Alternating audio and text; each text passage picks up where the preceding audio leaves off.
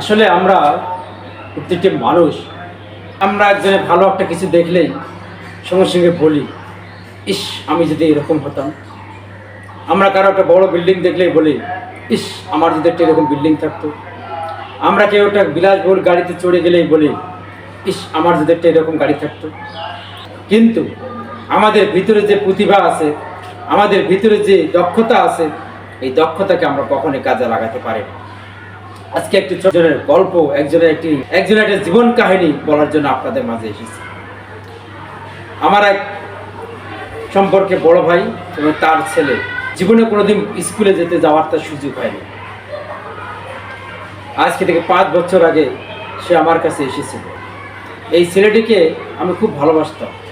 এত সুন্দর ভদ্র ব্যবহার, এত নম্র ভদ্র ব্যবহার আমি খুব কম ছেলেরে দেখেছি।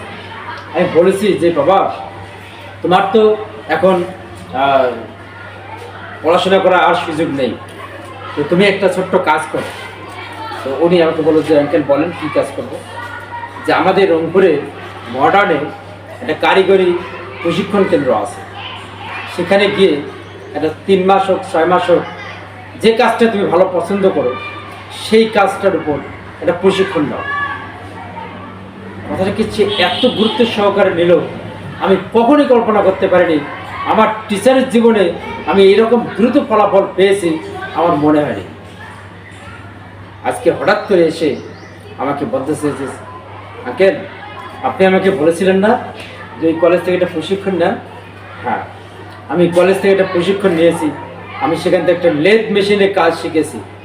আমি মাত্র 6 মাসে প্রশিক্ষণ করেছি, লেদ মেশিনে কাজ শিখেছি। সেই লেদ মেশিনে কাজ করে আমি একজনের ফার্মে, একটি প্রতিষ্ঠানে সেখানে জয়েন করেছি। আজকে সেই প্রতিষ্ঠানের মালিক আমাকে এত ভালোবেসেছে, এত আমাকে দিয়েছে। আজ আমি জমি কিনেছি, বাড়ি করেছি আপনার দোয়ায়। আমি যা কিছু পেয়েছি আমার কখনোই সম্ভব ছিল না যে আমি এত কিছু পাবো। খুশি দেখে সত্যি বুকটা ভরে গেল। মনির্দেশনা ভাবে কত মানুষের জীবন অকালে ঝরে পড়ে যাচ্ছে, কত মানুষ হতাশাগ্রস্ত হচ্ছে, কত মানুষ বিপদের মধ্যে পড়ে আছে। তাই আসুন, আমরা যা জানি, আমরা যে কাজটাই জানি, সেই কাজটার উপর দক্ষতা অর্জন করে আমাদের অনেক প্রতিষ্ঠান আছে বাংলাদেশে। সেই প্রতিষ্ঠানগুলোতে একটু ট্রেনিং নিয়ে দক্ষতা তৈরি করে, নিজের দক্ষতা তৈরি করে সেই কাজে নেমে পড়ি। আর ভালো থাকবেন, সুস্থ থাকবেন। আল্লাহ হাফেজ।